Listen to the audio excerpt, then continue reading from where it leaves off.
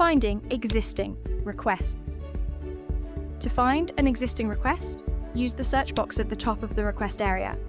You can search by the request name, reason, patient name, status, or date. When you select a request, the full request opens on the right side. The lab request list also helps you browse recent requests. You can sort requests by date, priority, or last modified date.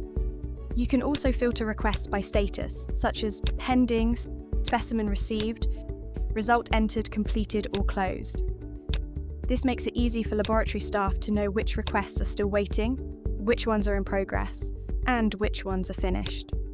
Creating a new laboratory request. To create a new request, click New Lab Request.